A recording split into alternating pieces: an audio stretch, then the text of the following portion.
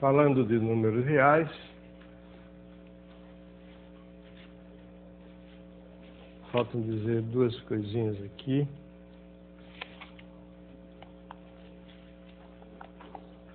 São importantes. Um é o chamado princípio dos intervalos encaixados.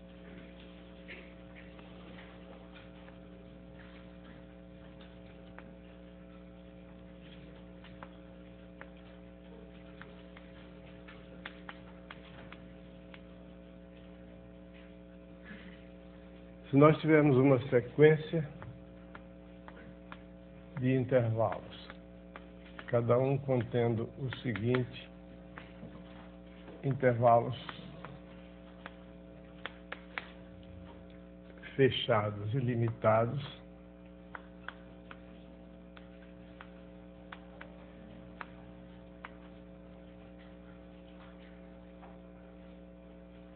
de números reais, só para deixar bem claro. Então, deve existir pelo menos um número real que pertence a todos eles.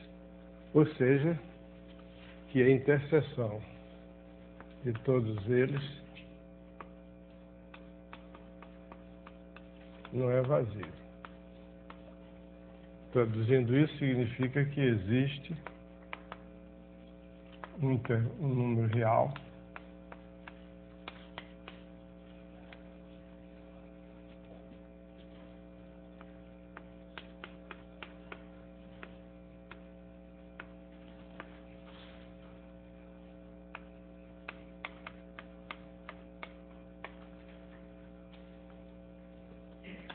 isso aqui quer dizer a mesma coisa que isso aqui. As duas afirmações significam a mesma coisa. E esse princípio é falso para os números racionais, por exemplo. O conjunto dos números racionais é um corpo ordenado, mas não é completo. Isso aqui é característico dos corpos ordenados completos. Você pode pegar, por exemplo, raiz de 2, você pega... Raiz de 2 não é um número racional, você pega intervalos de números racionais que vão se fechando, todos eles contendo o número raiz de 2 no seu interior, a interseção deles todos seria a raiz de 2, mas a raiz de 2 não existe no universo dos números racionais. Então isso aí é uma propriedade exclusiva dos corpos completos, corpos ordenados completos. A demonstração é muito simples. Quando a gente diz que esses intervalos compactos são todos eles um contido no outro, não necessariamente contido propriamente, pode ter um pedaço que coincide, pode até o intervalo todo coincidir com o anterior. Isso significa que o A1 é menor do que ou igual ao A2, é menor do que ou igual a K.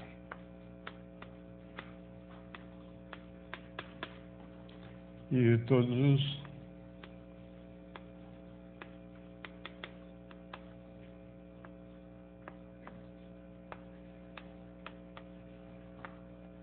quer dizer, os ANs vão crescendo, os BNs vão diminuindo e todo AN é menor do que ou igual a todo BN.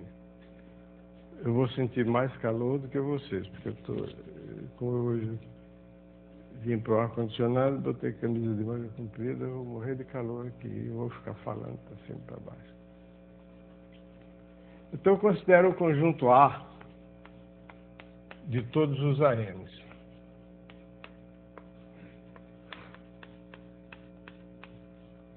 Esse é um conjunto limitado superiormente. Bom, inferiormente ele é limitado porque o A1 é cota inferior de A. E é limitado superiormente porque todos os BNs são cotas superiores de A. Então ele é um conjunto limitado inferior e superiormente. O que interessa é que ele é limitado superiormente porque todos os BNs são cotas superiores de A.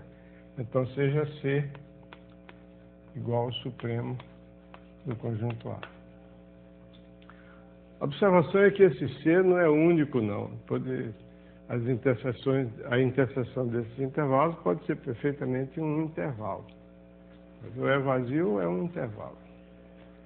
Mas isso aí é outra história. Basta saber que existe um. Então esse C aqui, esse C, ele é maior do que todos os AN.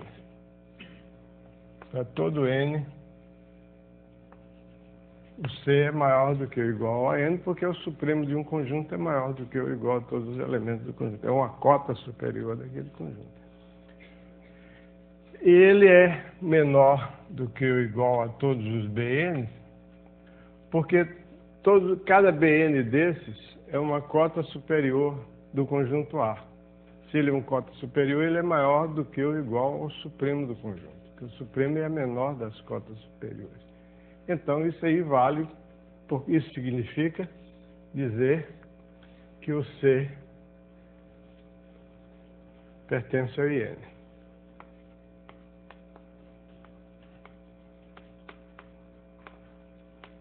Muito bem. Então, isso prova o princípio dos intervalos encaixados. Uma consequência desse fato, uma consequência imediata, é que o conjunto dos números reais não é enumerável.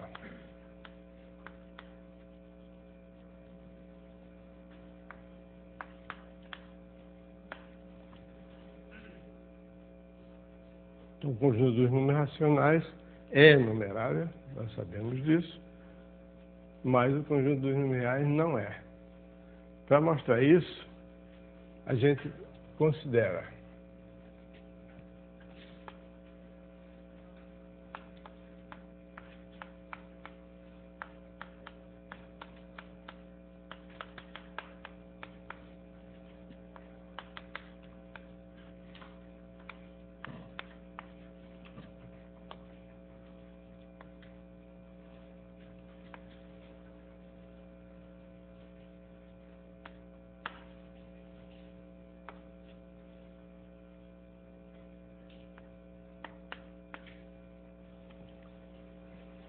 seja X um subconjunto enumerável. Então, a gente quer mostrar,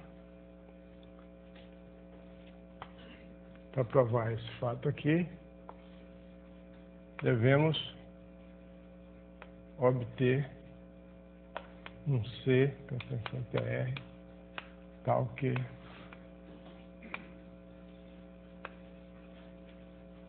C não está em X, quer dizer, C não é nenhum dos Xn. Para isso, a gente olha um por um os elementos de X. Então, você tem, por exemplo, o X1. Então, você tem um X1 que está sobre a reta. Então, eu posso facilmente obter um intervalo fechado A1, B1 que não contém o ponto X. Só pegar um número qualquer maior do que X e tomar um maior do que aquele número que eu peguei e chamar de B1. Muito bem, aí eu vou olhar agora para o X2. Então, X1 não pertence ao intervalo A1, B1. Então, parece uma brincadeira de criança. Agora eu vou pegar o X2. Se o X2, esse aqui é o intervalo I1. Se o X2 estiver fora do intervalo A1B1, ótimo, o A2B2 vai ser igual ao A1B1. Os intervalos encaixados não precisam ser diferentes. Podia tomar diferente, mas para quê? Se o X2 não tiver. Mas pode acontecer, e a gente sempre, quando vai demonstrar um teorema, a gente tem que admitir a pior das hipóteses, é que o X2 esteja aqui. Mas se o X2 estiver aí, a gente acha um intervalo menor. Por exemplo, o X2 pode ser maior do que o A1 e menor do que o B2, eu pego a média aritmética entre o X, se for esse o caso. Pega a média aritmética entre o X2 e o A1, chama essa média de B2 e tem um intervalo A2, B2. Essa média aritmética está meio esquisita.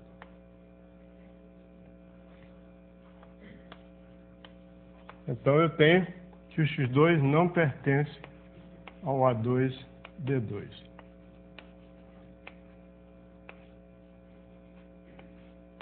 E o A1B1, esse é o intervalo I2. Contém o A2B2. E assim por diante.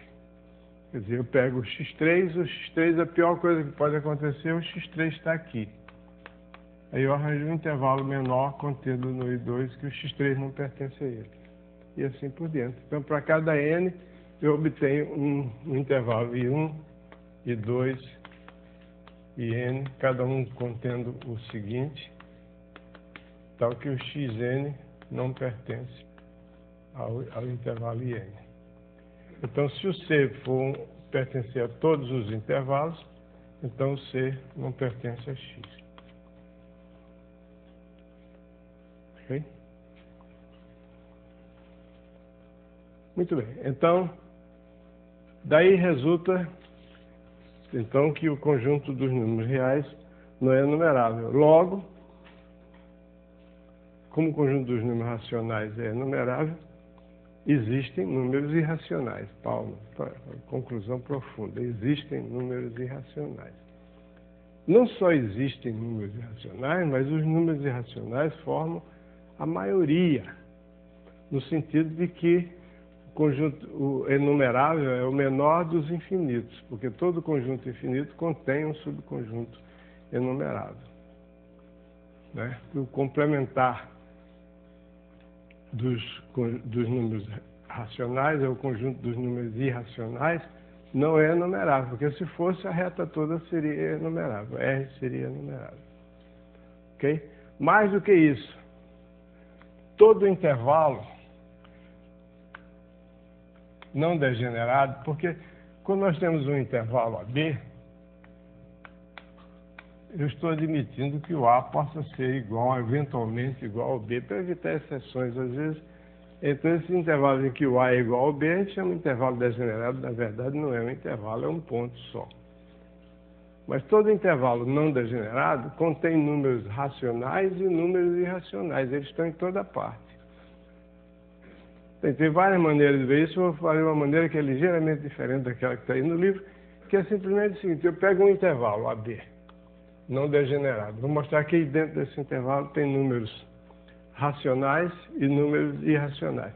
A maneira mais natural de ver isso, intuitiva de ver isso, é o seguinte: eu pego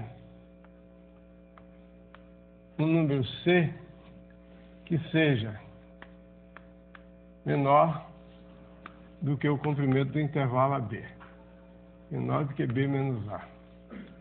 Um número positivo menor do que B menos A. O intervalo, eu supus que é não degenerado, então B menos A é um número positivo. Então, toma um número C menor do que isso.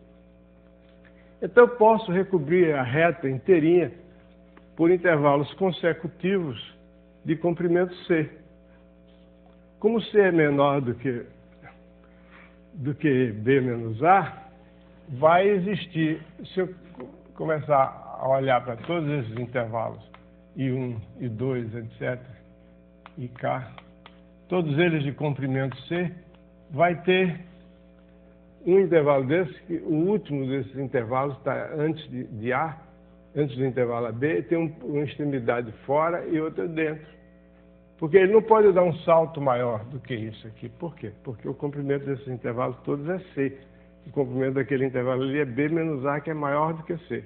Estou fazendo uma linguagem intuitiva porque eu quero que vocês, aqueles que não estão habituados, se tornem aos poucos habituados a pensar intuitivamente e raciocinar logicamente. Né? Eu imagino que deve existir no mundo pessoas que pensam logicamente todo o tempo. Mas a minha visão dessas coisas é uma visão intuitiva. Agora, tudo que eu penso intuitivamente eu tenho que justificar logicamente. Então, eu estou fazendo assim. No livro, o meu raciocínio é muito mais formal, mais lógico do que na conversa. Tá? Mas está claro que... Então, bom. Veja bem.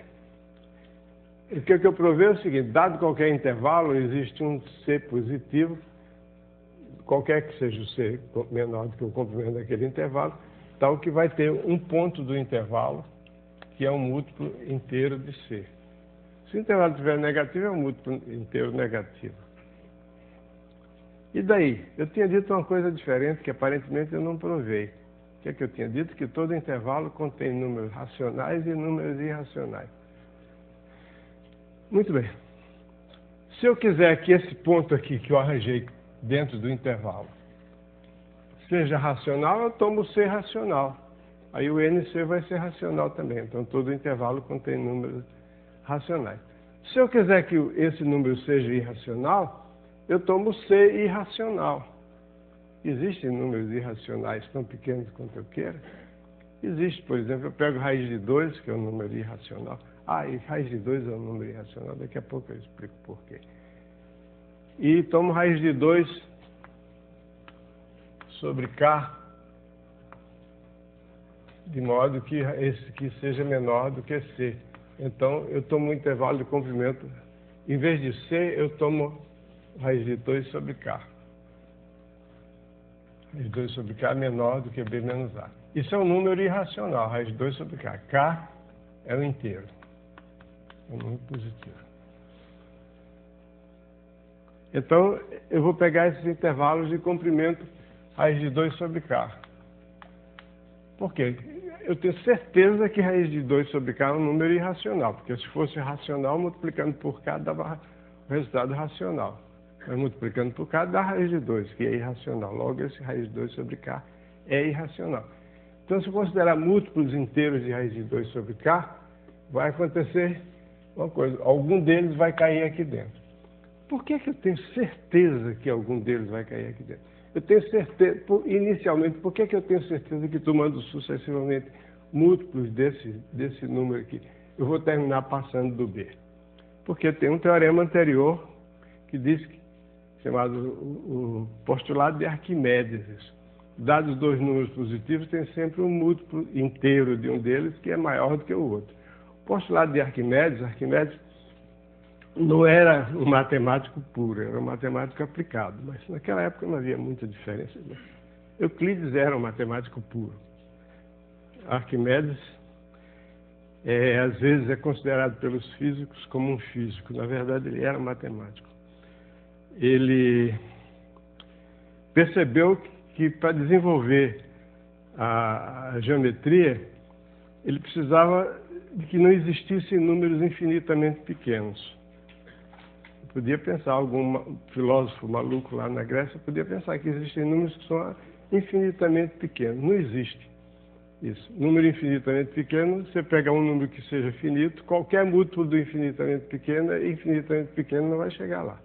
Então, esse é o conceito, o consenso, a ideia que está por trás do postulado de Arquimedes. Se bem que o postulado de Arquimedes foi utilizado por ele várias vezes, ele foi enunciado inicialmente por Eudóxio, um século antes de Arquimedes, ou mais de um século, não sei.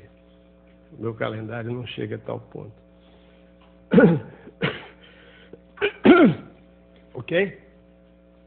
Então, em todo intervalo não degenerado, existem números racionais e existem números irracionais. Se eu quiser um número irracional aqui dentro, eu tomo um raiz de 2 sobre K, por exemplo, que seja menor do que o comprimento desse intervalo, e vou considerar 2 vezes raiz de 2 sobre K, 3 vezes raiz de 2 sobre K, etc.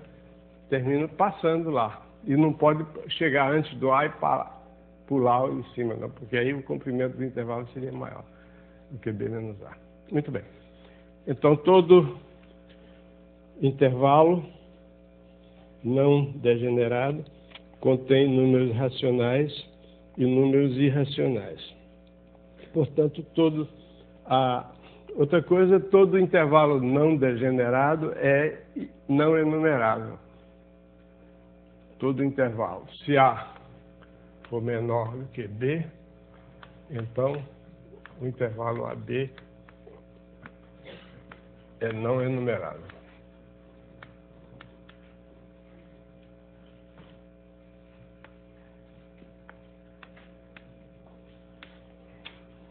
Uma maneira de ver isso também, assim, intuitivamente, é se você pegar o intervalo AB e tomar os múltiplos positivos dele e múltiplos negativos dele, você vai cobrir toda a reta por causa do postulado de Arquimedes. Se ele fosse enumerável, a reta seria uma reunião de enumerável de conjuntos enumeráveis, seria, o conjunto dos números reais seria enumerável. Ah, sim, agora, por que raiz de 2 é enumerável? Por que raiz de 2 é enumerável? Agora disse uma grande asneira. Por que raiz de 2 é irracional? Porque é impossível que raiz de 2 seja o quociente de 2 inteiro. Isso foi observado por algum desconhecido aluno de Pitágoras, que teve como resultado a destruição da escola pitagórica. Os números governam o mundo, mas eu não posso medir a diagonal de um quadrado tomando o lado como unidade. Então, está ruim a coisa. Tiveram que reformular tudo. Não conseguiram. Bom, por que isso aqui é absurdo? Por quê? Porque isso significaria que 2 é igual a P2 sobre Q2. Ou seja, que P2 igual a 2Q2. E essa igualdade aqui é absurda, porque se P e Q são números inteiros, se eu considerar a decomposição de P em fatores primos e a decomposição de Q em fatores primos, P ao quadrado tem o número 2, aparece um número par de vezes aqui, e o número de par de vezes aqui, mas eu multiplico por 2, fica um número ímpar de vezes. Então, P2 é divisível por 2 um número par de vezes, enquanto que 2Q2 é divisível por 2 um número ímpar de vezes. Significa 0. 0 é um número par também, né? Muito bem. Então, isso aqui, nós dizemos então que raiz de 2 é irracional. Naquele tempo, eles diziam raiz de 2 não existe, não é número. Muito bem. Então, passemos agora para o capítulo 3, que é sequências de números reais.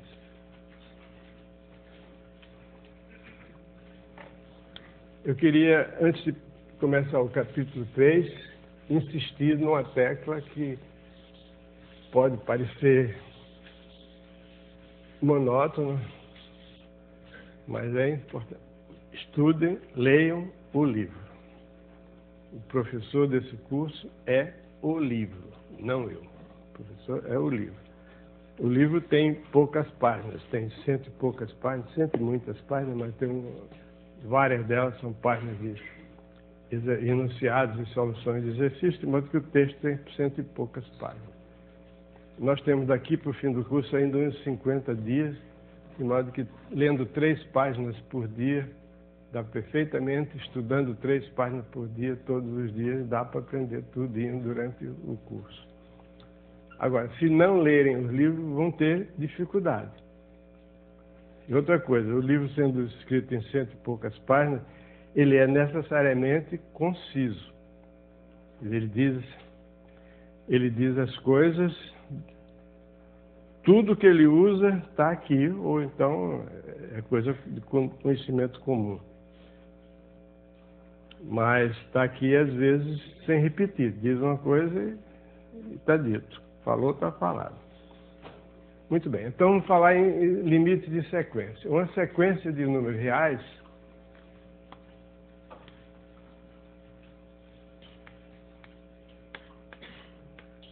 antes que alguém observe que, de acordo com a última decisão dos gramáticos brasileiros e portugueses, o trema foi abolido, eu quero dizer que eu sou contra isso, eu não vou abolir o trema de jeito nenhum. Porque, pelo seguinte, o trema é uma conquista da minha geração. Quer dizer, quando eu estudei na escola, não existia trema. No tempo do meu pai existia trema. No meu tempo acabou o trema.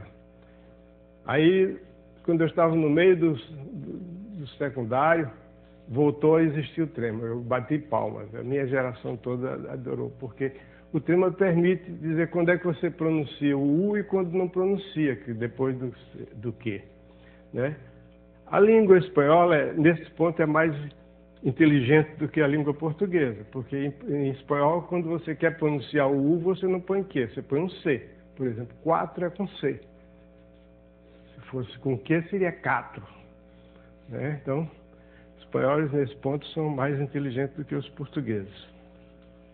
Muito bem, então, eu vou usar o trema, não reclame não. Né? Eu já dei ordem. Todas as edições sucessivas, até eu morrer, não pode corrigir. Deixa como está. Uma sequência de números reais.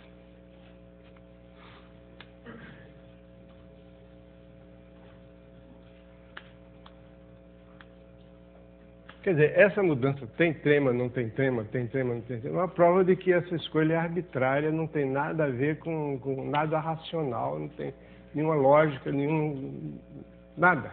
É apenas uma maneira de dizer que eu quero que seja assim, é moda. Bom, uma sequência de números reais é uma função cujo domínio é o conjunto dos números naturais. Não é um conjunto.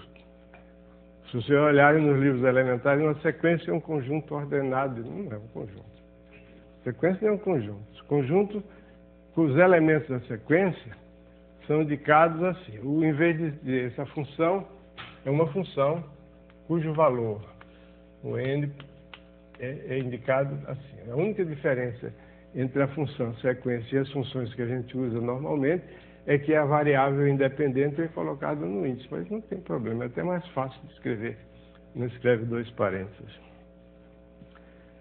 Não é a mesma coisa que o conjunto dos seus elementos. A sequência é representada assim ou assim.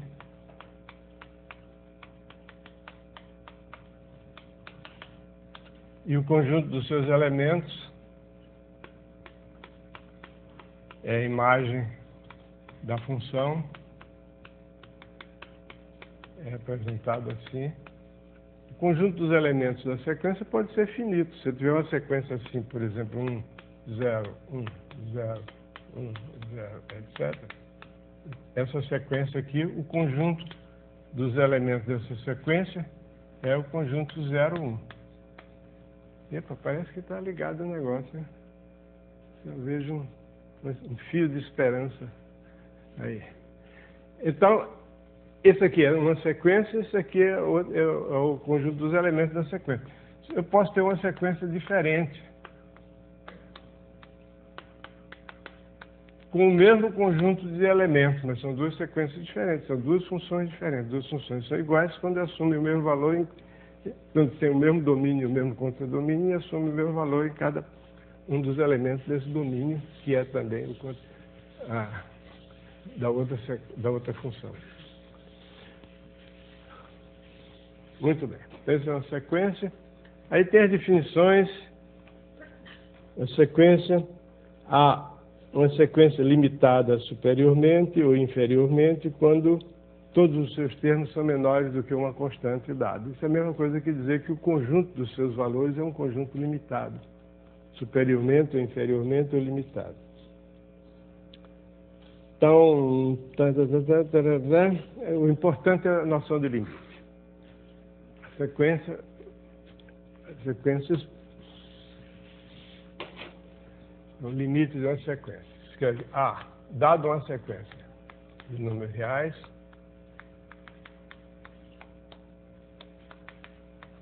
o número A pertencente ao conjunto dos números reais se chama limite dessa sequência. Às vezes se escreve também limite quando n tende para infinito, ou então se escreve também assim limite de xn quando n varia em n. O que é que isso significa? Isso significa que os pontos da sequência, à medida que n cresce, tornam-se e permanecem tão próximos de A quanto eu desejo. Quer dizer, sempre existia um matemático inglês chamado Hardy, que ele era viciado em esportes. Tudo quanto era esporte ele gostava. E ele dizia que o limite é como se fosse uma disputa entre dois adversários.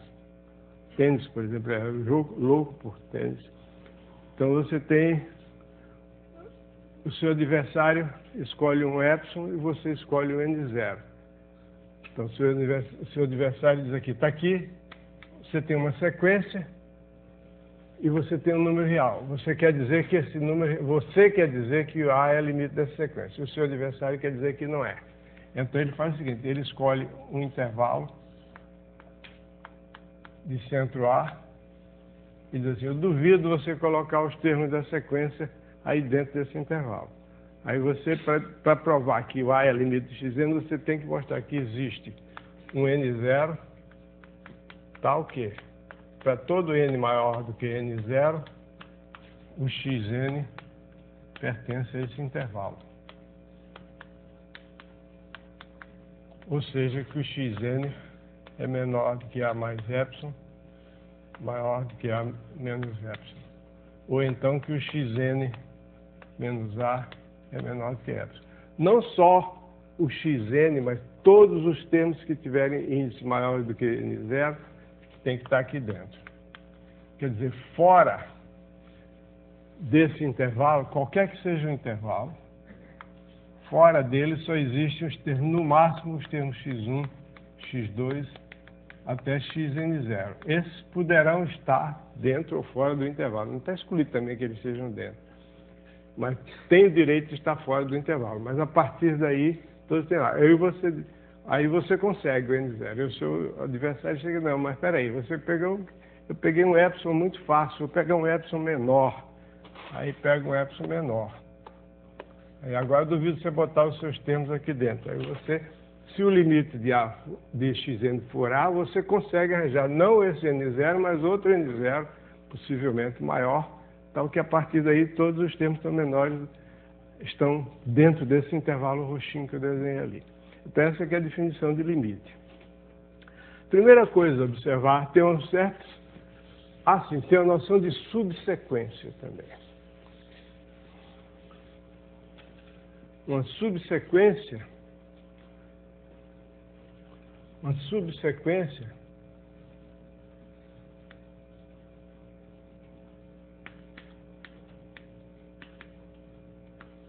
de uma subsequência pressupõe-se que é subsequência de alguma sequência. Para falar em subsequência, é preciso você ter uma sequência à qual ela é subordinada. É uma restrição da função a um subconjunto infinito do n. Então, para você ter uma subsequência, você tem que ter duas coisas. Primeiro, você tem que ter uma sequência.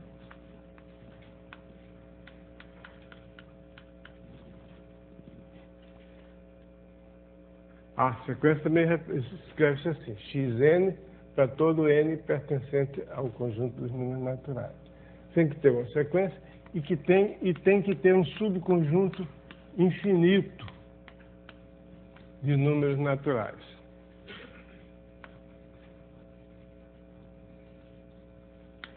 E então a subsequência é a restrição da sua sequência a esse subconjunto infinito. Quer dizer, esse subconjunto infinito, por exemplo, é o conjunto dos números n1 menor do que n2, menor do que etc, menor do que nk. Então a subsequência, que é obtida restringindo a sequência a esse subconjunto infinito, é o conjunto dos números da forma xn1, xn2, etc, xnk, etc. Então, à primeira vista, eu estou sendo incoerente. Eu estou dizendo que uma sequência bom, ainda não cheguei a ser incoerente, não, mas eu me encaminhando nessa direção.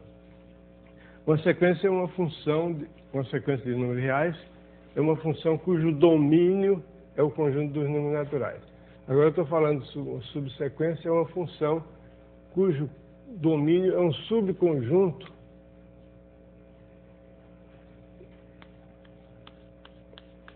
do conjunto dos números naturais. Então já não é mais uma sequência, porque o domínio é um subconjunto do conjunto dos números naturais.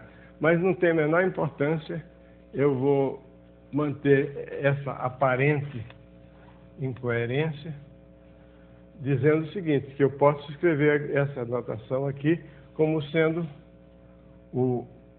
isso aqui é o primeiro termo, isso aqui é o segundo termo, etc. O terceiro termo cai, de modo que fica uma função dos segundos índices. Então, os segundos índices percorrem todos os números naturais. Então, é uma subsequência, ok? Então, tem coisas de subsequência que são óbvias. Primeiro, se uma sequência é limitada, toda subsequência dela é limitada também. Sequência limitada significa que todos os termos da sequência são menores do que ou iguais a uma certa constante positiva para todo n em n. Então, se você tem uma subsequência, ela também é limitada, porque o x n' vai ser menor do que ou igual a c para todo n' variando no subconjunto que determina a subsequência. Se vale para todos, vale para algum em particular. Ok? Primeira coisa, toda subsequência de uma sequência limitada é limitada. A segunda coisa é o seguinte, se limite de xn for igual a A e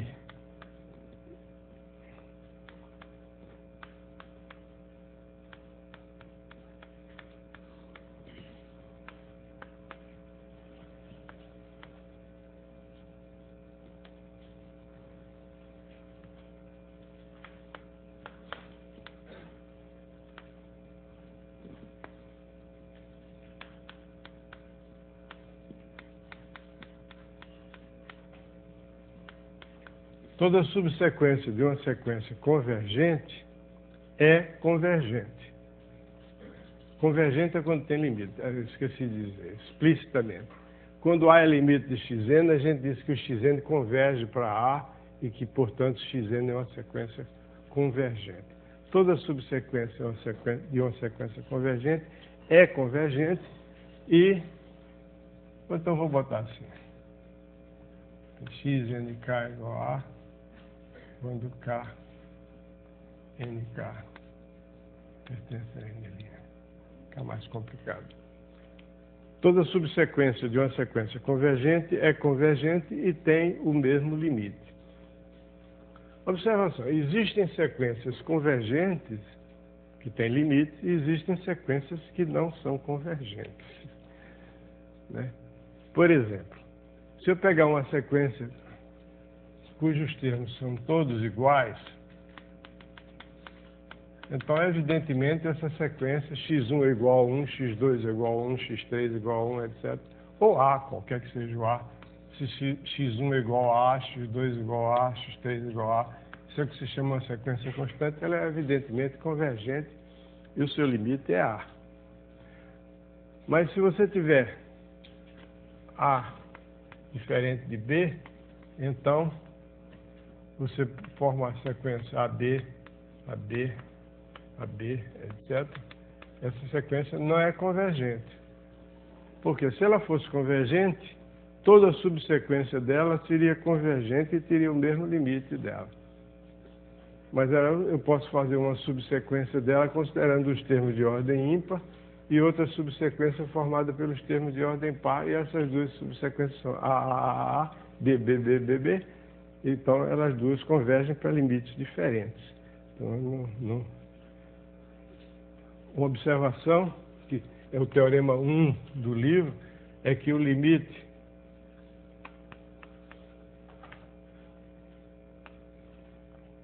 se existir, é único. Uma sequência não pode convergir para dois limites diferentes. Por quê?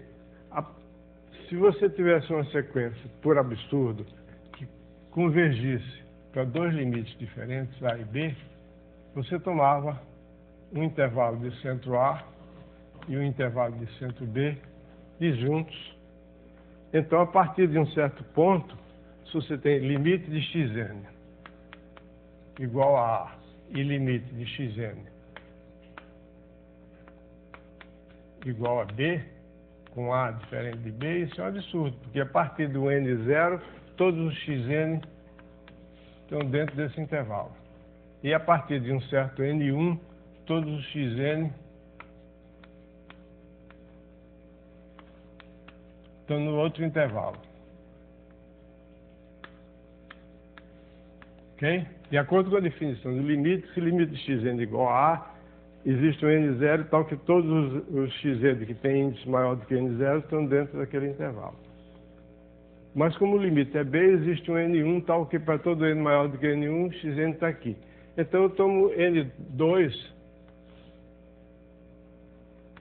como sendo o maior dos dois números, n0 e n1. Então, para n maior do que n2, o xn pertence a esse intervalo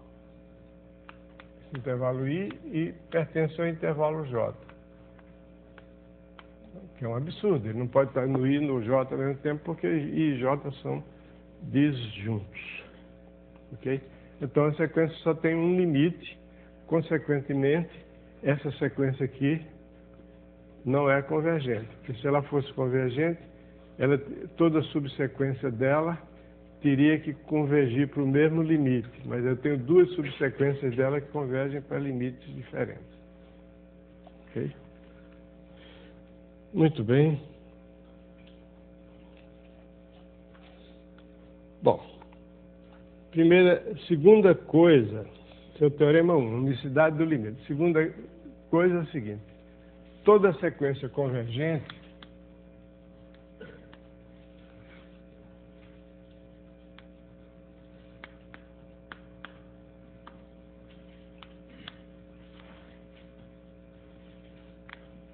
é limitada.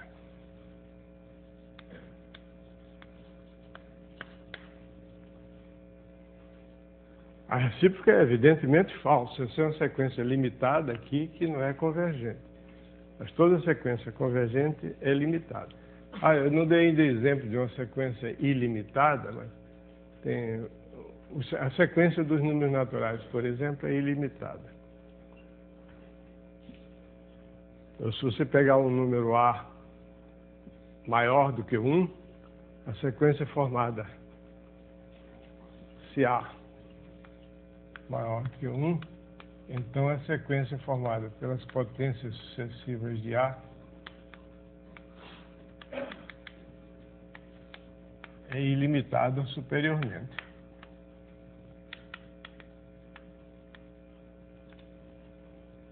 Porque, como A é maior do que 1, então, multiplicando ambos os membros dessa desigualdade por A, ficou A2 maior do que A. Multiplicando outra vez por A, o A3 maior do que o A2, e assim por dentro. Então, a sequência é uma sequência crescente. Espera aí, mas crescente não significa dizer que é ilimitada. Ela é crescente, mas podia crescer e ficar sempre menor do que um valor dado. Por exemplo, a sequência 1 menos 1 sobre n é uma sequência crescente. Ainda não defini formalmente. Crescente significa que quando n cresce, o xn cresce também. Quer dizer, xn é menor do que xn mais 1. É uma sequência crescente, né? Porque à medida que o n cresce, esse número fica cada vez menor, então eu vou tirando cada vez menos do 1, então vai crescendo. Mas é uma sequência crescente limitada, porque todos os termos são menores do que 1. Então, é uma sequência crescente limitada. Ok? Mas toda sequência converge. Essa sequência, por acaso, é convergente. Converge para o limite 1. Toda sequência convergente é limitada. Por quê? Pelo seguinte, então eu tenho uma sequência convergente.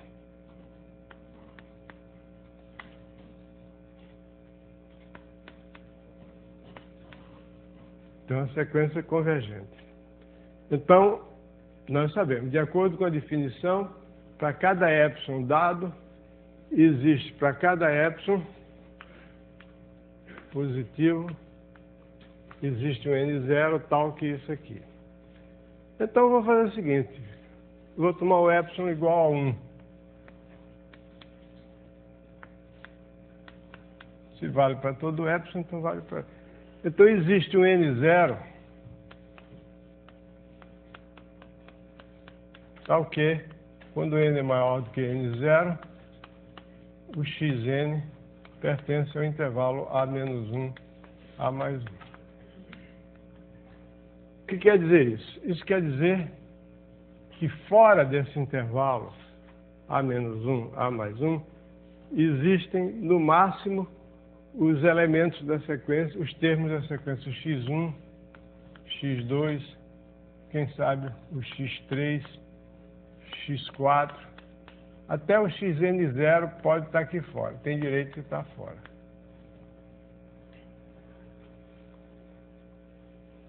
Mas daqui em diante, todos são obrigados a estar aqui dentro. Algum desses podia até estar aqui dentro, não está proibido não.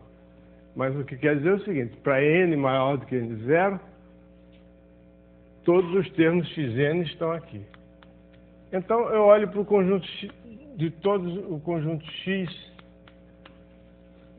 de todos os termos da sequência. Esse conjunto é limitado, porque esse conjunto x é formado da seguinte forma, da seguinte maneira. Ele é o x1 até o xn0, mais o intervalo a menos 1, a mais 1. Ele não é tudo isso, mas ele está contido aqui.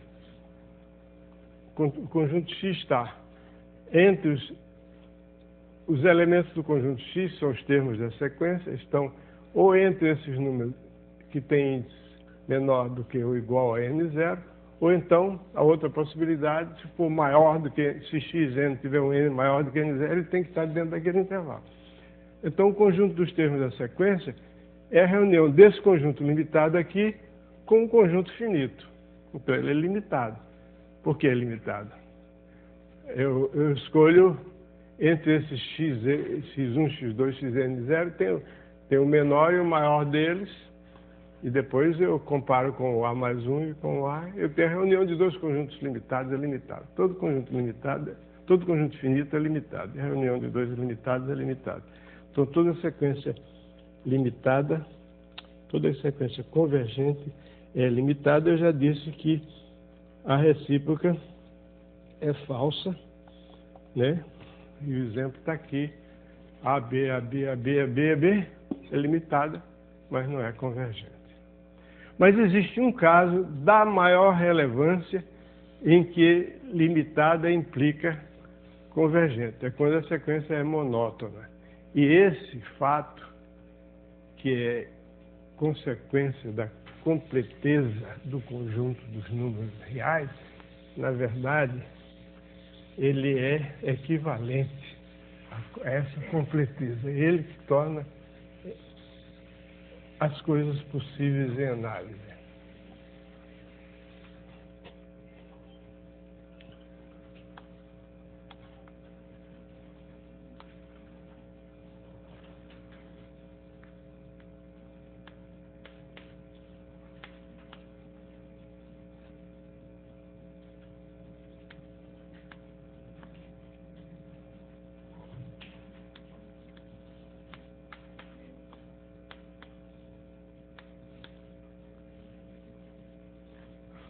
Toda sequência monótona, limitada, é convergente. Monótona, por exemplo, tem dois tipos de monótona. Monótona não crescente, não decrescente,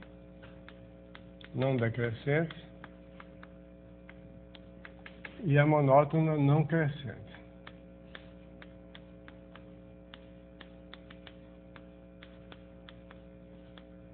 Bom, tem outro tipo também, que é quando eu restringo mais, digo monótona crescente, eu tiro o menor ou igual e ponho menor.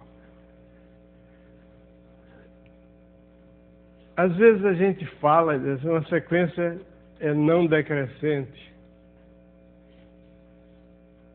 Devia dizer uma sequência monótona não decrescente. Porque se eu digo que ela é não decrescente, eu estou dizendo que ela não é decrescente, podia não ser monótona. Não é decrescente porque não é, entre outras coisas, não é monótona. Mas tudo bem. Toda sequência monótona limitada é convergente. Vamos supor, por exemplo, basta considerar esse caso aqui, porque o outro caso é análogo. Então eu tenho uma sequência monótona limitada. Aliás, foi esse fato. Tem um famoso, extraordinário matemático alemão que viveu no século XIX, no começo do século XIX, chamado Richard Dedekind, que é considerado como sendo um dos matemáticos que primeiro fizeram uma teoria completa e perfeita dos números reais, mas teve outras pessoas que fizeram ao mesmo tempo que ele, mas o dele é considerada a exposição mais lúcida. O Dedekind decidiu que tinha que fazer uma teoria dos números reais, porque ele tinha sido convidado para ser professor na Suíça, na Universidade de Zurique, e estava preparando o curso de cálculo, que ia dar no outono. Era verão e ele estava preparando o curso que ele ia dar no outono, quando ele verificou que ele não sabia demonstrar esse teorema. E ele não sabia demonstrar esse teorema porque ele não tinha uma definição precisa do que é um número real. Ele não sabia quais eram as propriedades exatas que devia admitir para os números reais. Então ele sentiu essa necessidade e criou a teoria dos números reais. Toda sequência monótona limitada é convergente. Por exemplo, para números racionais isso é falso. Você tem 1,1, 1,4, 1,1, 1,14, 1,41, 1,414, etc. São uma sequência crescente de valores aproximados de raiz de 2. Mas essa sequência não converge no conjunto dos números racionais. Então esse é o teorema que... Existem outras formas de assegurar a completeza do conjunto dos números reais e alguns colegas meus que deram esse curso aqui, pelo menos um deles reclamou: olha, você não deu ênfase necessária ao critério de Cauchy. O critério de Cauchy é um exercício aqui para mostrar quando é que uma sequência é convergente. Ele diz simplesmente o seguinte: o critério de Cauchy tem sua relevância, sua extrema, extraordinária importância para funções de mais de uma variável. Mas para funções de uma variável que a gente dispõe de uma ordem na reta, que no plano não tem ordem, né? No espaço muito menos, mas na reta está tudo ordenadozinho. O teorema que eu acho mais relevante, central, é esse. Então não precisei do teorema de Cauchy. Não é parecer como exercício. O critério de Cauchy, uma sequência convergente, se somente se satisfaz a condição de Cauchy que está aí no livro. Bom, tem mais papo do que demonstração, porque a coisa é muito simples. Você tem uma sequência monótona, posso supor que ela é não decrescente.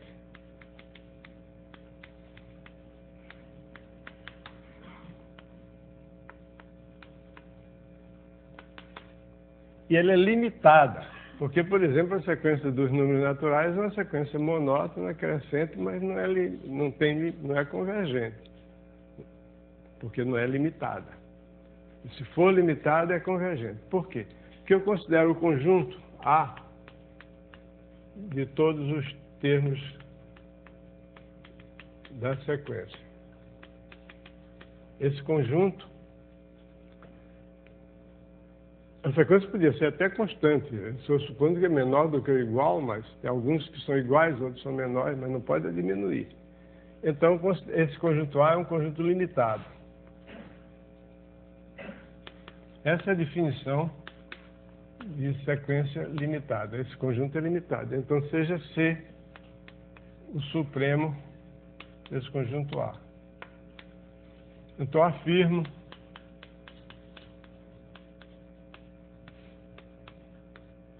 que C é o limite de Xn. C, o supremo desse conjunto, é também o limite de Xn. Por quê?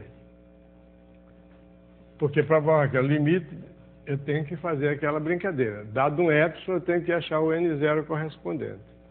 Então, dado o epsilon, então eu tenho aqui o c menos epsilon, c mais epsilon. Aliás, não precisa nem olhar para esse lado de cá, c menos epsilon, porque se c é o supremo, todos os termos da sequência estão aqui, à esquerda do c, não pode estar para lá, porque o c é cota superior, é menor das cotas superiores.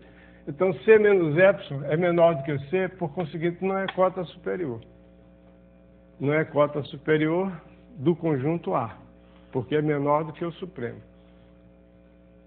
O supremo é a menor das cotas superiores. Então, C menos epsilon é a cota superior, então existe um xn0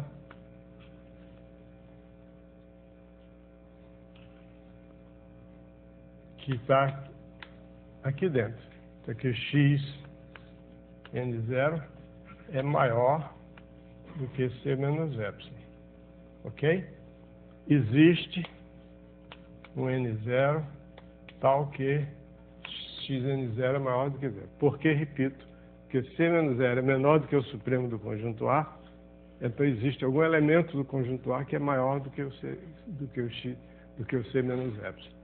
Então pronto, se esse xn0 está aqui, é maior do que ele naturalmente é menor do que ou igual a C, porque C é a cota superior, e muito mais razão, é menor do que o C mais epsilon. Então, todo n maior do que n0 implica que o xn vai estar aqui dentro desse conjunto, desse intervalo, C menos epsilon, C mais epsilon. Portanto, o C é o limite. Ok? Então, esse é o fundamento do que vem mais adiante. Ele é complementado por um teorema chamado Teorema de Bolzano-Weierstrass. Até parece que Bolzano e Weierstrass foram colegas e fizeram juntos esse teorema. O Bolzano era um padre tcheco e o Weierstrass viveu uns séculos depois dele, era um matemático alemão que começou a sua carreira como professor do ensino médio e depois terminou na Universidade de Berlim, era um professor extraordinário, fez muita coisa boa em matemática, teve muitos alunos, etc. etc. Não se conheceram, nem se podiam conhecer. O Bolzano terminou sendo, não digo que foi excomungado, mas ele terminou sendo afastado da Igreja Católica porque ele era muito radical, ele tinha os princípios muito mais rígidos do que o clero naquela ocasião seguia, então ele começou a escrever coisas que deixaram desconfortáveis os importantes da igreja e ele foi afastado. Então, uma vez eu era responsável pela biblioteca do INPA e vi que, numa editora que publica as obras completas de Bolzano. Eu digo, oba, o INPA tem que ter essas obras completas. Mandei comprar. E era um monte de livros assim. Tinha um só sobre matemática, o resto era tudo filosofia, religião, etc. Me dei mal. Bom, toda a sequência. Então, o teorema de Bolzano-Weierstrass.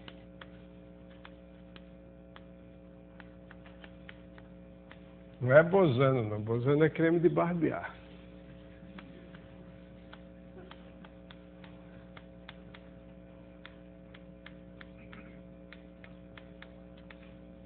O teorema de Bolzano-Weierstrass, que será extensivamente usado daqui em diante, é o seguinte: toda sequência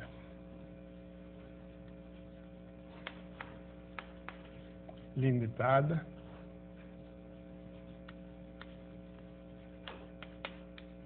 de números reais possui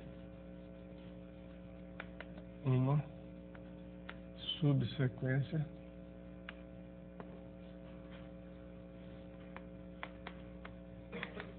convergente.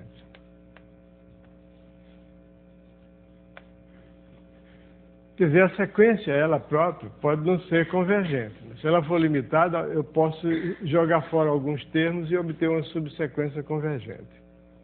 Né?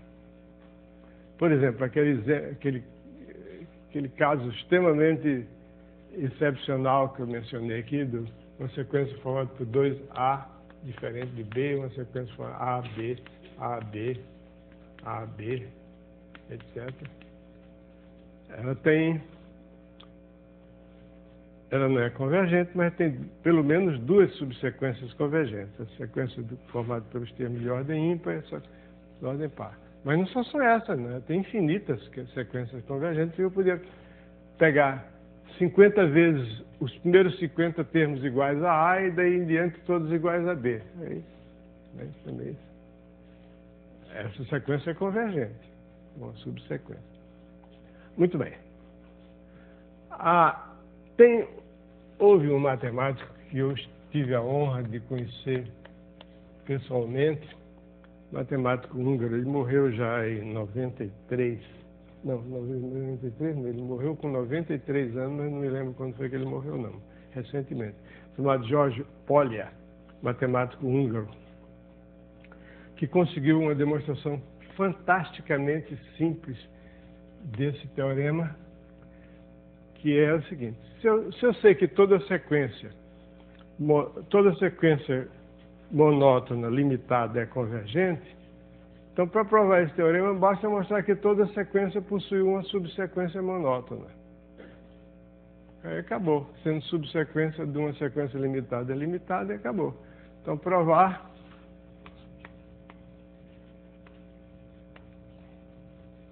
que toda sequência xn possui uma subsequência monótona. Ou crescente ou decrescente. Então a ideia do Polya pode ter umas ideias geniais. A ideia é o seguinte: como é que eu vou provar isso? Ele introduziu uma noção só para efeito dessa demonstração. Então, dada a sequência xn, um termo destacado, em termos xn da sequência, chama-se destacado, um termo destacado quando xn é maior do que ou igual a xp para todo p maior do que n.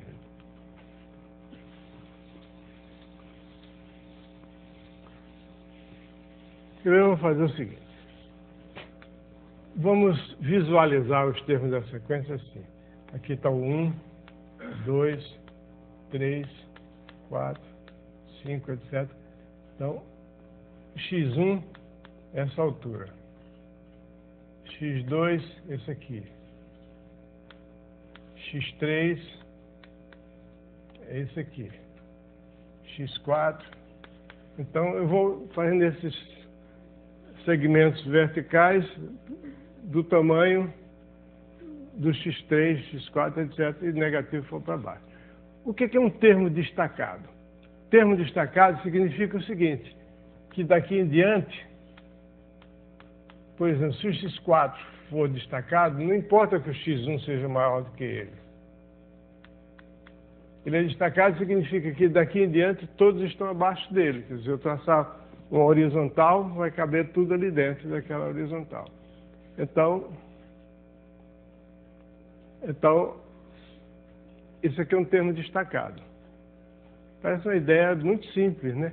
Mas é muito simples. Mas, então, seja D o conjunto dos termos destacados da sequência xn. Há duas possibilidades a respeito do conjunto D. Ele pode ser finito ou infinito. Inclusive, ele pode ser vazio, pode ser que não tenha termos destacados. Por exemplo, a sequência crescente não tem termos destacados. Nenhum termo é maior do que todos os demais, pelo contrário, ele é até menor do que todos os demais. Não faz mal, existe o conjunto vazio, graças a Deus. Então, o conjunto dos termos destacados tem duas possibilidades. Primeiro, D é infinito.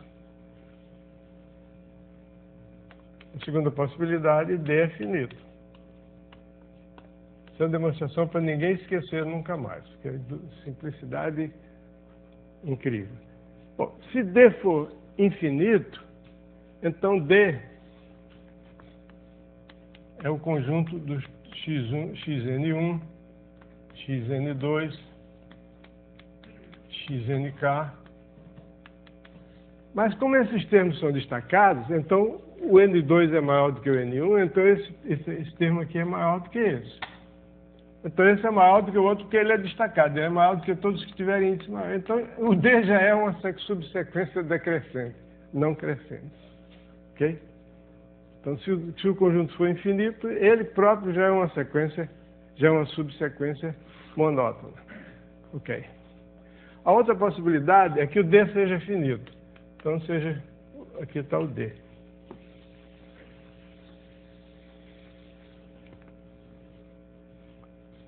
Diga o D N1, N2 até NK.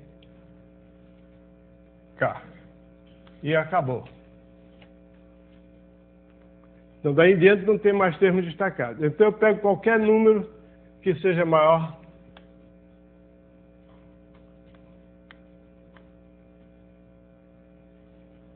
do que o NK. Então, se eu pegar um N maior do que o NK, acabaram-se os termos destacados, então esse termo não é destacado, acabaram-se. Daí em diante não tem mais termos destacados. Então você tem, existe aqui, vou chamar de M, que vou mudar, chamar de M maior, M1 maior do que NK, então M1 é maior do que todos os termos destacados, porque o D acabou. Então M1 maior. Então, esse aqui não é destacado porque os termos destacados acabaram. Logo, vai existir um M2, o que o X, M1, X, M2,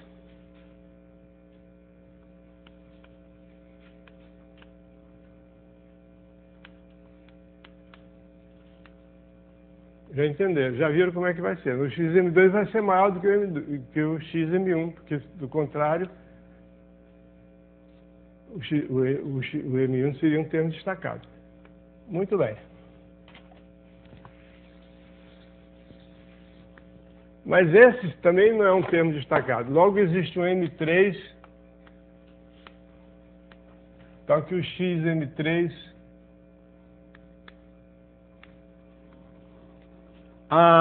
desculpe, eu cometi uma falha aqui. O D não é isso aqui, não. O D é o conjunto dos índices, né, dos termos destacados. Eu sempre cometo essa falha. Dos índices dos termos destacados. Então, D é igual a N1, N2, N3, NK.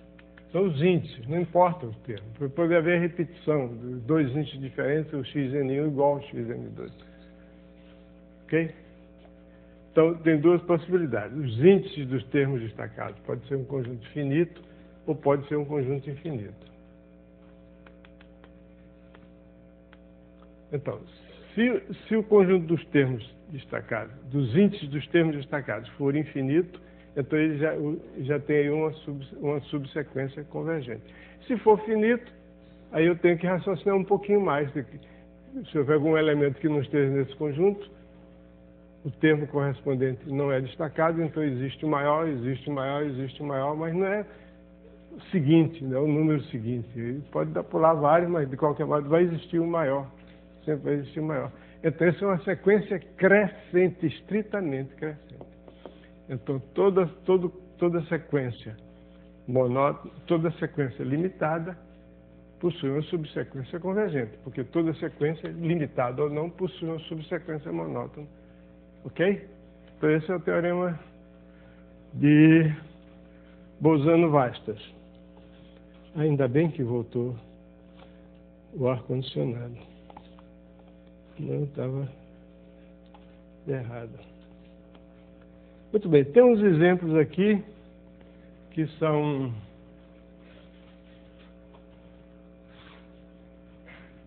bem simples,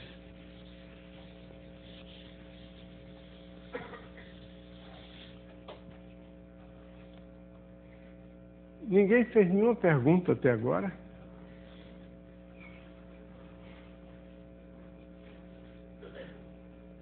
Alguma pergunta? Quero uma pergunta. Das duas, uma. Ou todo mundo entendeu tudo, ou ninguém entendeu nada.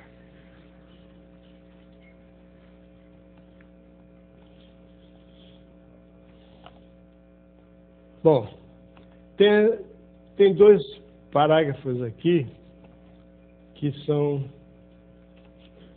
bem simples, mas a coisa mais importante que tem agora são os exemplos. Bom, mas vamos aos parágrafos que são simples, mas a obrigação tem que ser cumprida. O parágrafo se chama Limites e Desigualdades.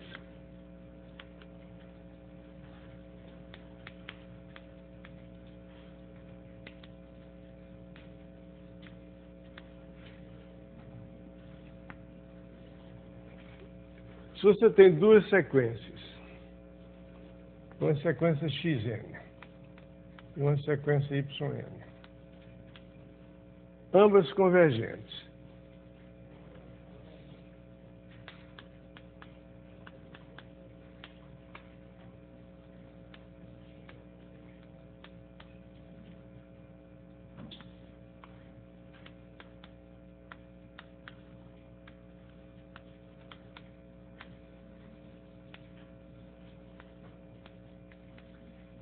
quer dizer, a desigualdade permanece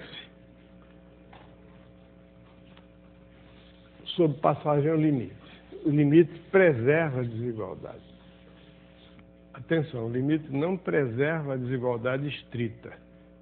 Não é verdade que se xn for menor do que yn para todo n, isso não implica necessariamente que o limite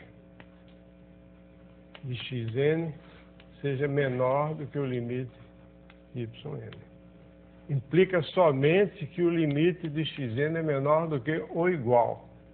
No limite podem ser iguais, né?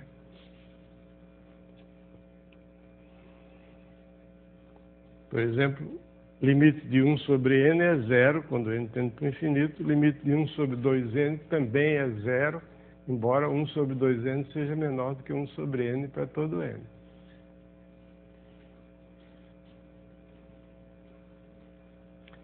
Esse fato aí, por sua vez, decorre de uma observação que será útil não só aqui, mas quando a gente estudar limites, em particular quando estudar derivada, saber que a derivada é positiva, então a função é crescente, essas coisas todas, que é o seguinte fato, que implica esse aí imediatamente. Você tem o seguinte: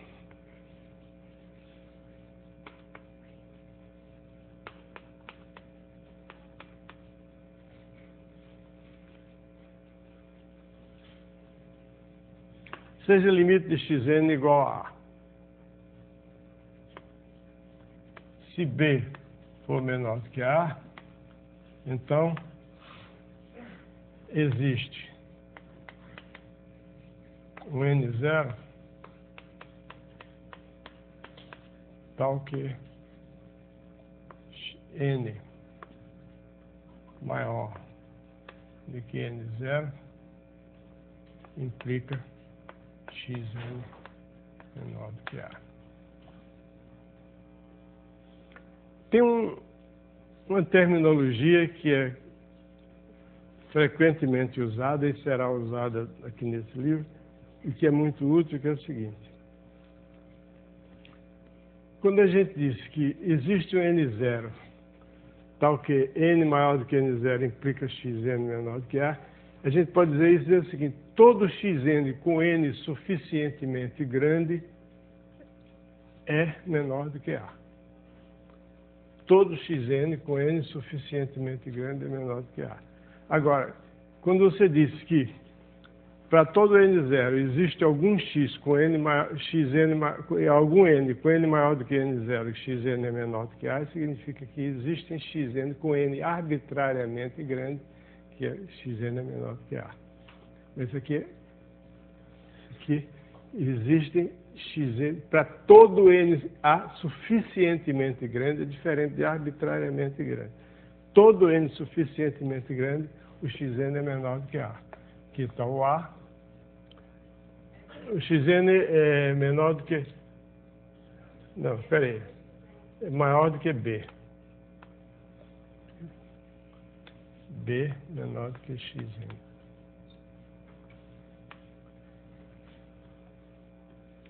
Obrigado, quem observou aí. Eu não fiz isso de propósito, não. Quando eu comecei a dar aula, eu fazia um erro desse, eu fiz isso de propósito para ver se vocês estavam prestando atenção. Depois eu percebi que todo professor diz isso, está manjado demais, eu parei de dizer. Tinha graça. Se B é menor do que A, então todos os termos Xn com N suficientemente grande, o B é menor do que o Xn.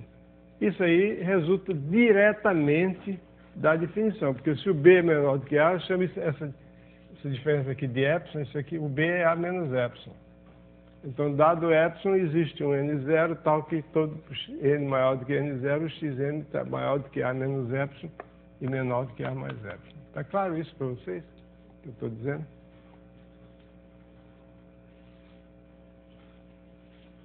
Ninguém faz pergunta, então está claro. Então não está. Ok?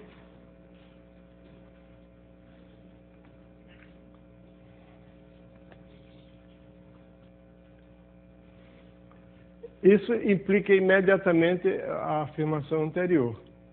Porque se o A não fosse menor do que ou igual a B, seria maior do que B.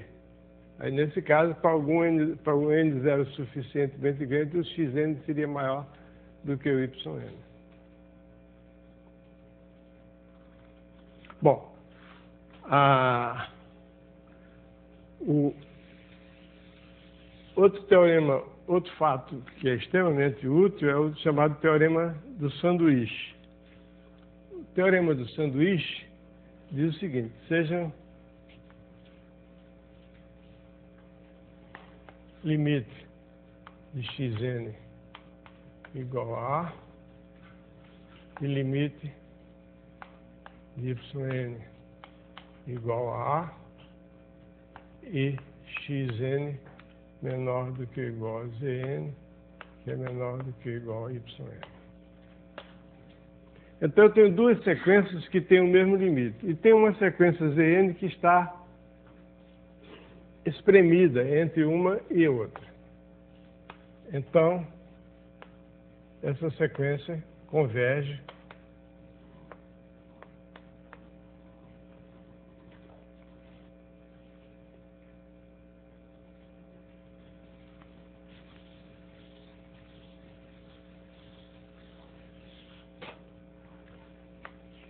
se eu soubesse a priori que essa Zn era convergente, como eu estou admitindo que Xn e Yn são convergentes, o Zn eu não estou admitindo a priori que ele é convergente. Ele fica convergente agora. A conclusão é que ele é convergente e, além de ser convergente, o limite é A.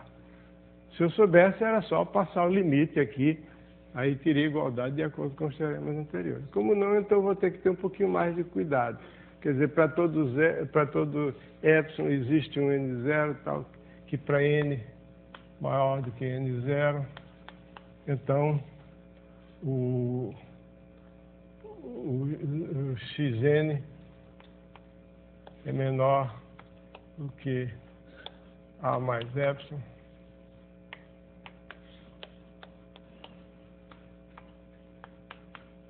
Existe um N1 tal que para todo N maior do que N1, o A menos epsilon é menor do que Yn, é menor do que A mais epsilon. Então, se eu chamar de N2, o maior dos dois, N1, N0, então N maior do que N2 implica que vale isso e vale isso.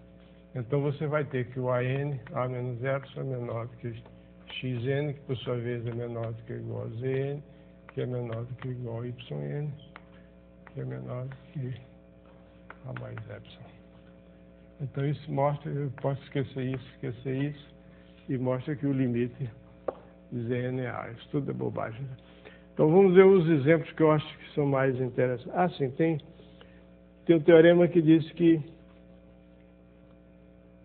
fala sobre o limite e as operações elementares. O limite da soma é a soma dos limites, o limite dos produtos é o produto dos limites, e o limite do quociente é o quociente dos limites.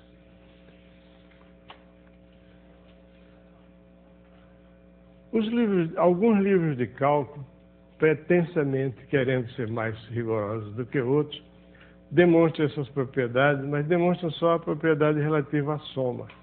Ao produto não demonstra, porque é uma diferença sutil que quando nós formos estudar mais adiante funções contínuas, uma diferença entre a soma e o produto é que a soma é uma operação contínua, mas é uniformemente contínua. O produto não é uniformemente contínuo, é contínuo, mas não uniformemente. Quer dizer, quando você tem o xn convergente para x e o yn convergente para y, é verdade que o xn e yn converge para o produto x e y. Mas quando você toma x e y muito grandes, essa convergência demora. Enquanto que na soma não, é a mesma coisa. Bom, vocês vão entender mais adiante, quando nós falarmos de funções uniformemente contínuas. Bom, então, o teorema é o seguinte. Se o limite de xn é igual a A e limite de yn é igual a B, então, limite de xn mais yn é igual a A mais B.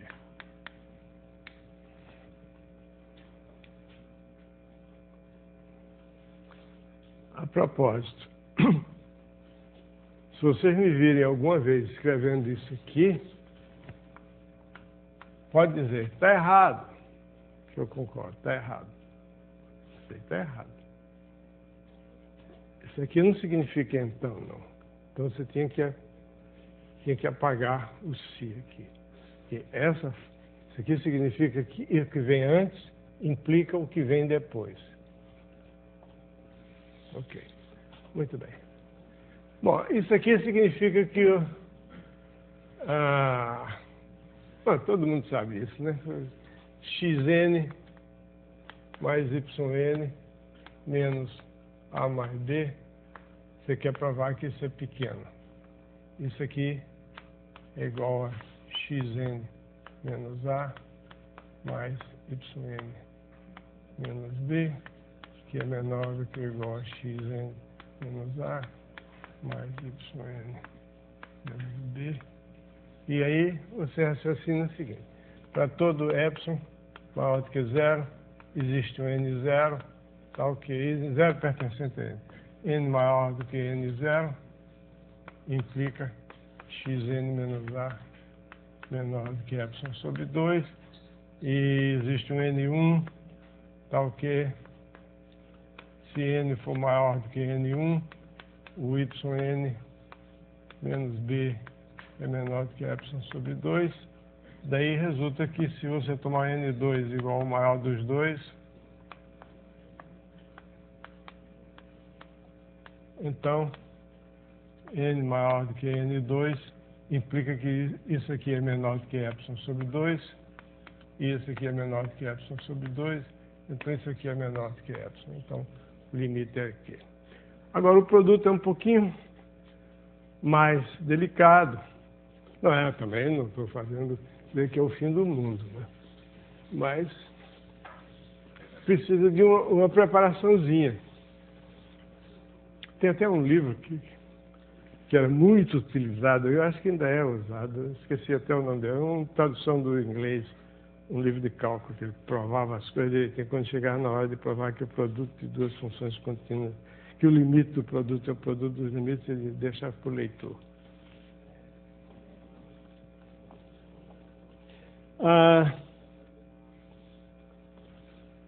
Tem um leminha que é o seguinte: se o limite de xn é igual a zero e yn é limitada, então o limite de xn, yn é igual a zero. Isso aqui é outra deficiência da língua portuguesa em relação às outras línguas que eu conheço, é porque limitada e limite não têm significados bem diferentes. Nas outras línguas são palavras bem diferentes. Por exemplo, em espanhol é acotada, limite e acotada, são duas palavras diferentes. Em inglês é limit e bounded, né? Em alemão é limits e geschränkt, outras coisas, mas em português é limite e limitado. Aí o aluno às vezes se confunde. Limitado não significa que tem limite, tá certo? Então isso significa o seguinte: limite de xn é zero. E o limite, então xn vezes yn. Yn é limitado significa que yn é menor do que uma certa constante para todo n. Existe uma constante tal que yn é menor do que aquela constante para todo n. E xn vezes yn é menor do que, é igual ao módulo de xn vezes o módulo de yn, que é menor do que ou igual ao módulo de xn vezes c.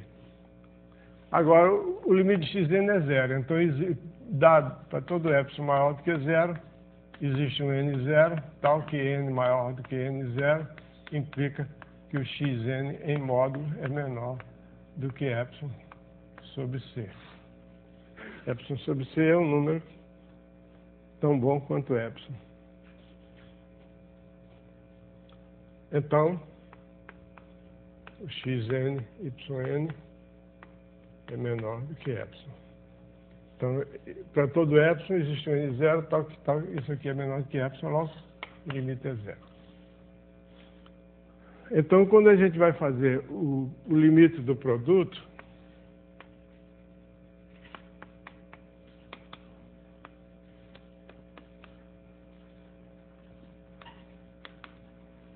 supondo que o limite de xn é A e o limite de yn é B, agora não precisa supor que nada é... Bom, esse fatozinho aqui é um fato simples, mas muito útil, porque às vezes você tem uma função que não é, uma sequência que não é convergente, aqui não faço a hipótese que a sequência yn seja convergente, só que é limitada, né? Pode ser uma coisa qualquer, por exemplo, seno de n ou qualquer coisa desse tipo, que varia, oscila, mas mantém-se entre -1 e +1, porque é um seno. Então, se o xn tender para zero, o produto tende para zero. Então, a razão para isso, para esse fato aqui, você tem que estimar o produto xn yn menos o produto AD.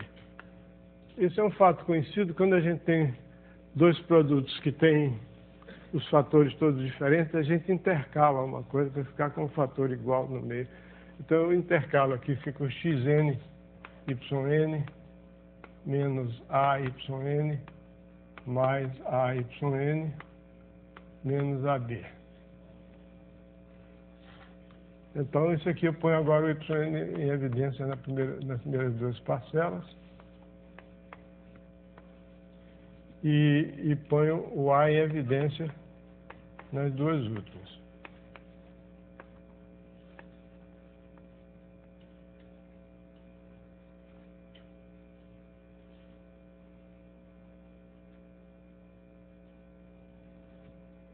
Então,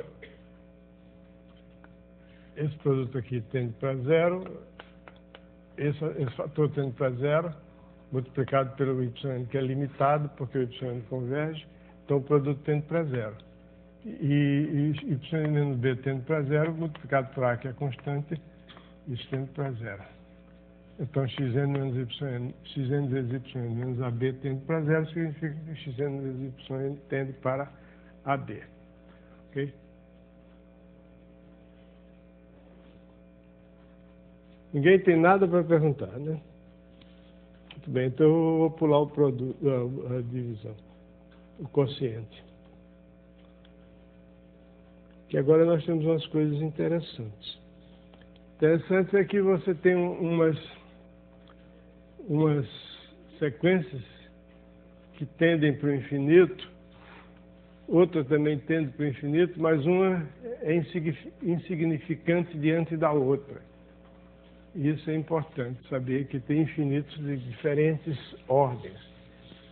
A propósito, esse infinito aqui não tem nada a ver com infinito de conjuntos infinitos. O infinito significa...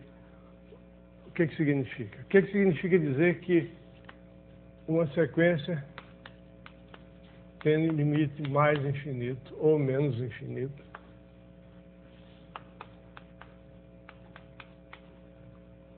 O que significa isso? Significa não só que xn é ilimitada, mas é ilimitada de uma maneira bem comportada, de uma maneira uniforme.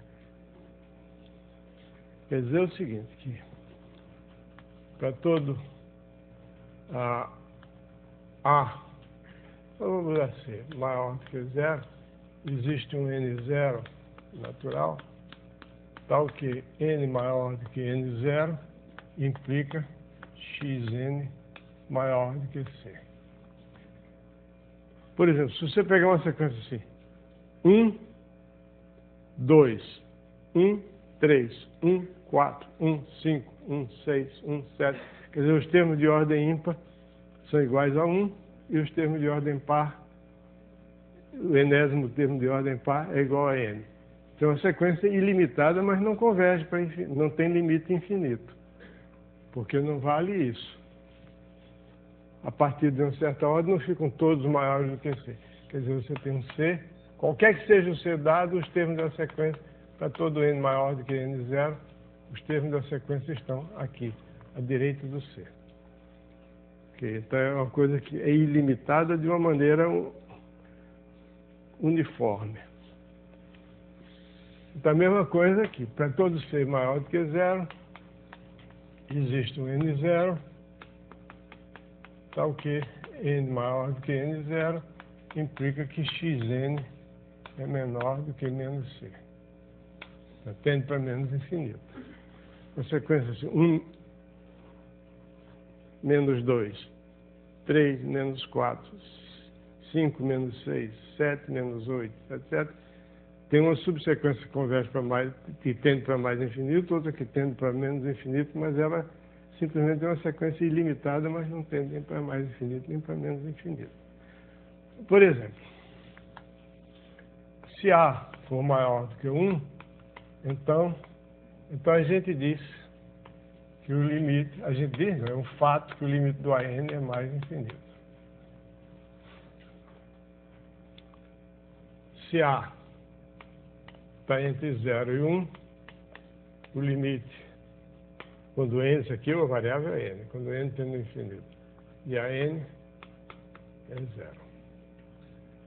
Aqui é o seguinte, é porque sendo A maior do que 1, o A é igual a 1 mais uma diferença, de D positivo. Então a n é igual a 1 mais D elevado a n. E aqui eu vou usar uma desigualdade que está provada aí, chama-se desigualdade de Bernoulli, mas vocês podem, nesse caso aí que o A é positivo, você pode, que o D é positivo, você pode simplesmente usar o binômio de Newton. E o binômio de Newton desenvolve isso aqui, basta os dois primeiros termos, isso aqui é maior do que 1 mais ND. Essa desigualdade aqui vale, para valer não precisa que o D seja positivo, vale essa desigualdade desde que o 1 mais D seja positivo. Isso se chama de desigualdade de Bernoulli. A demonstração usa indução, mas está lá atrás, não vale a pena. Nesse caso aqui, então A elevado a N é maior do que 1 mais D, então eu posso, dado qualquer C, eu posso tornar A elevado a N maior do que C, desde que 1 mais ND seja maior do que C, então N maior do que C menos 1 sobre D. Isso? Então, se N maior do que N mais 1 sobre C, N maior do que C menos 1 sobre D, implica que o A elevado a N é maior do que C. Então, A elevado a N tende para o infinito.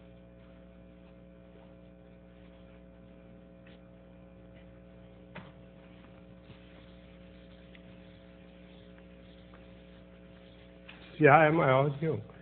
Se A é menor do que 1, então A é 1 sobre B, onde B é maior do que 1, então vale a mesma coisa. Porque se B tende para mais infinito, 1 sobre B tende para 0. Isso aí é fácil de ver, então é evidente.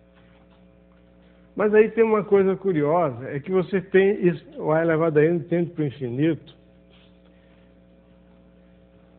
o N elevado a K, onde K é constante, N ao quadrado, por exemplo,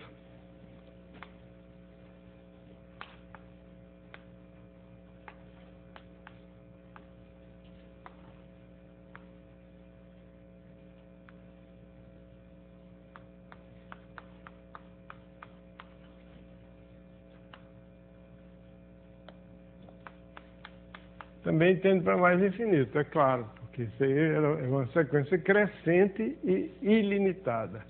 Crescente e ilimitada tende para o infinito. Ok? Agora, muito bem, então, o N elevado a K tende para o infinito. O A é maior do que 1. O A elevado a N também tende para o infinito. Agora, se você quiser comparar o N elevado a K, o K fixo, com A elevado a N, para N muito grande, o N elevado a K é nada diante de nada. É claro, é alguma coisa, mas é muito insignificante diante do A elevado a N. Então, esse aqui, o limite, quando N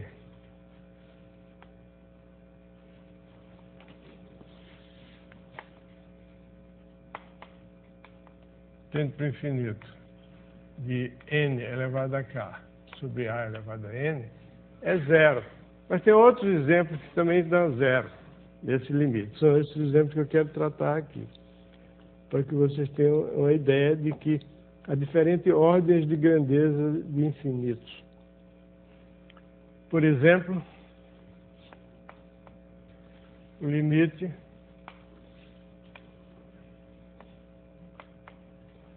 aí o A elevado a N está todo prosa porque cresce muito mais do que o N elevado a K. Aí você tem o A elevado a N dividido por fatorial de N, por exemplo. Também tende para 0. Tem outro ainda que é o fatorial de N também não está com essa bola toda, porque o fatorial de N dividido por N elevado a N também está 0.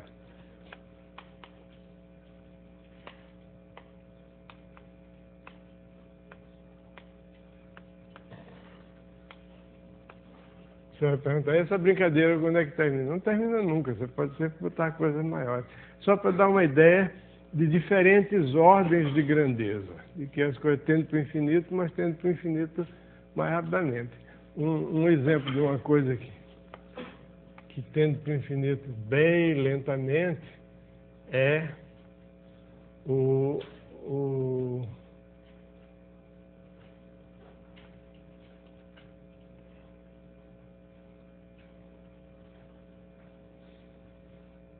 logaritmo. O logaritmo de x, quando x tende para o infinito, o logaritmo de n, ali está provado que o logaritmo de n tende, dividido por n tende para 0. Mas vamos ver isso aqui. O que é que isso significa? Isso significa que para valores muito grandes de n, o n elevado a k é uma fração ínfima do a elevado a n. E o a elevado a n, por sua vez, também é uma fração muito pequena do fatorial de n, e por sua vez o fatorial de n é muito pequeno diante de n elevado a n. Esses três fatos resultam da seguinte observação. A observação é essa, é um exemplo que tem no livro. A observação é a seguinte: se você tem uma sequência de números positivos,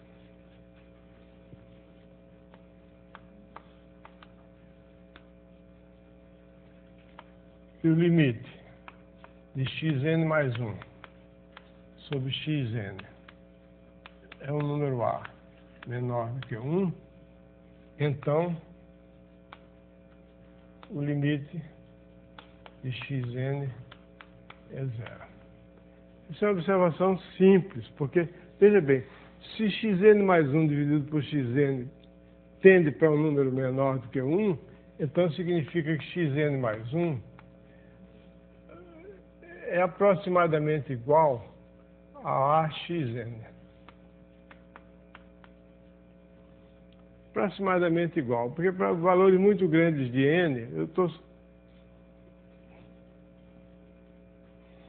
Está me avisando que eu tenho 10 minutos de vida ainda. Ou melhor, vocês têm 10 minutos de vida. Eu tenho mais.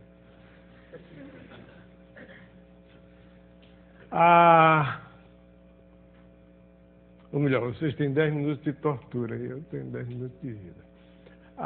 Então, significa que o xn é obtido, xn mais 1 é obtido do xn multiplicando por um número menor do que 1.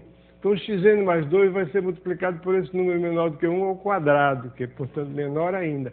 Então, cada termo dessa sequência vai ser menor do que o outro. Então, essa sequência aí vai ser uma sequência aproximadamente, a partir de um certo ponto, ela vai ser uma sequência decrescente. E vai tender para zero, porque cada termo vai ser multiplicado por um A ao quadrado, A ao cubo. Esses A's aí vão tender para zero. Tá? Esses A's não, a potência de A.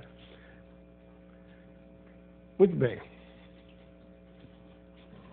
Como é que a gente vê isso? Aqui o A. Aqui o 1. Aí eu pego um número C, que não basta que o xn mais 1 sobre xn tenha limite A. Eu quero que ele seja, para n muito grande, que ele seja afastado do 1. Bem menor do que o 1, e pego um C, tal que C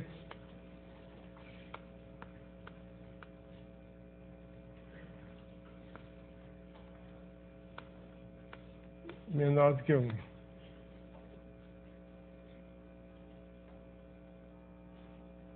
Ok? Esperei isso.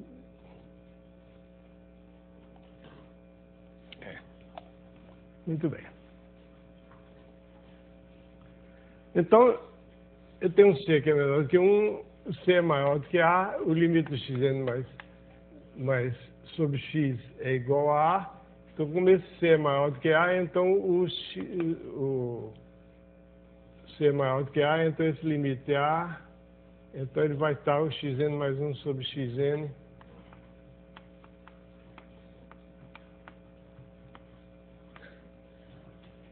menor do que C. Quer dizer, existe um N0,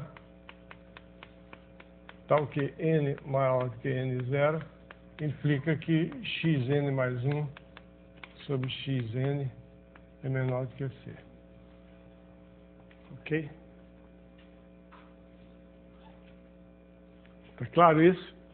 Que isso aqui é um tal A menos epsilon, A mais epsilon, para todo n suficientemente grande, o xn mais 1 sobre xn vai estar dentro desse intervalo. Então vai ser menor do que C.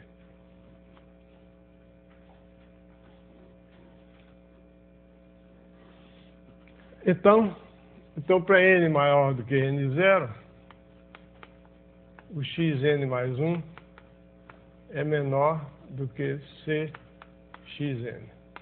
Observe que esse C é menor do que 1. Então, isso já dá uma indicação que o xn é uma sequência decrescente, pelo menos a partir do n0. No começo da sequência, Eu não observei para você, mas fica claro a partir de tudo que eu disse até agora. Quando você olha para o limite de uma sequência, os primeiros 200, 300, 500, 1000 termos não interessam. Só interessa a partir de um certo ponto. Tudo que vem no final. Então, ela é decrescente, porque cada termo é igual ao anterior multiplicado, é menor do que o anterior multiplicado por um número menor do que 1. Então, é uma sequência decrescente.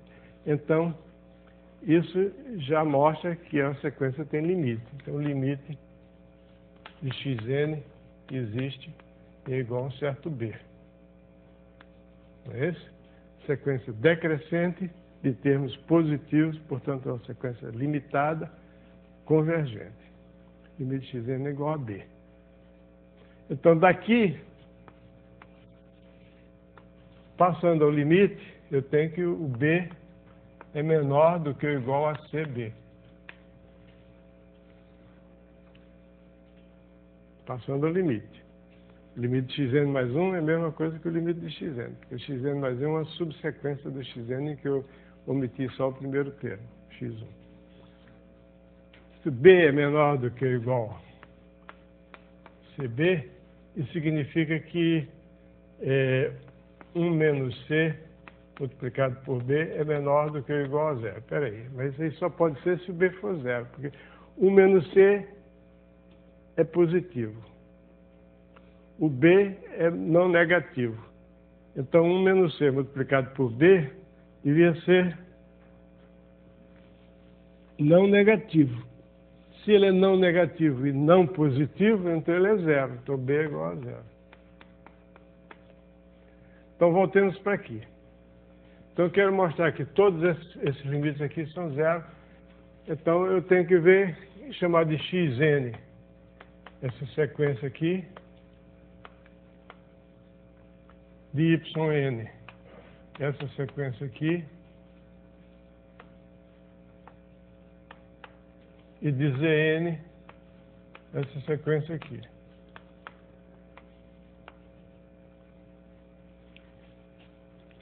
Então, vou mostrar que xn tende para zero, yn tende para zero, zn tende para zero, usando esse fato que eu acabei de provar.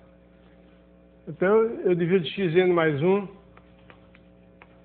por xn.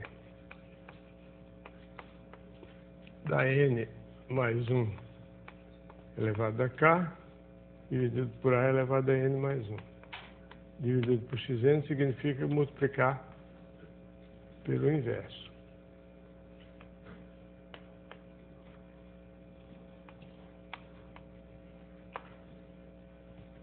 O a corta, fica só um a no denominador, aqui fica n mais 1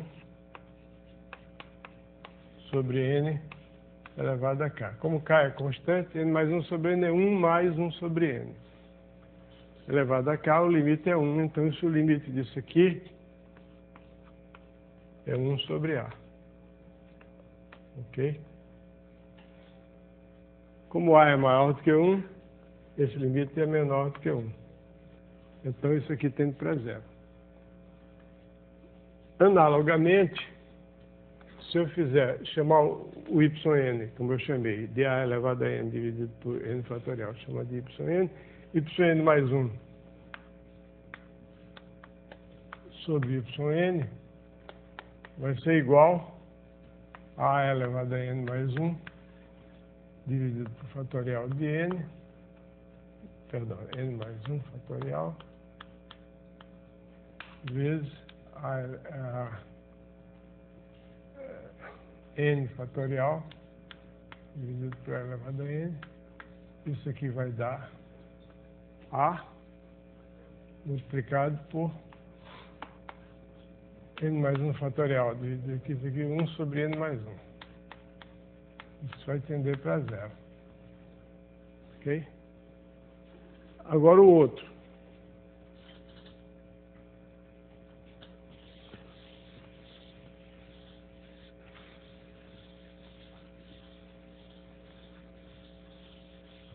Ainda tenho 5 minutos. 2 minutos. Caramba. O outro é o seguinte, Zn mais 1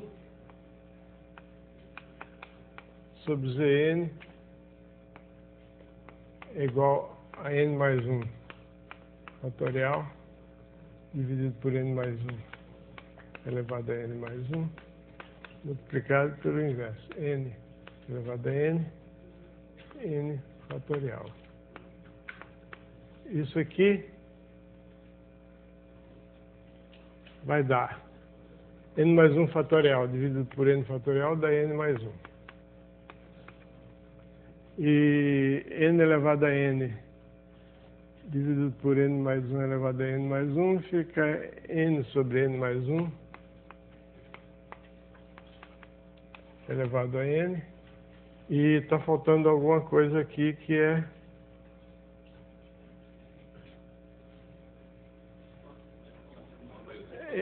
o n mais 1 embaixo aqui, né? Então isso aqui, o limite disso aqui é 1 sobre e. Aí vocês vão dizer, então aqui é menor do que 1. Mas vocês vão dizer, peraí, você ainda não falou em e. Eu falo em e na próxima segunda-feira.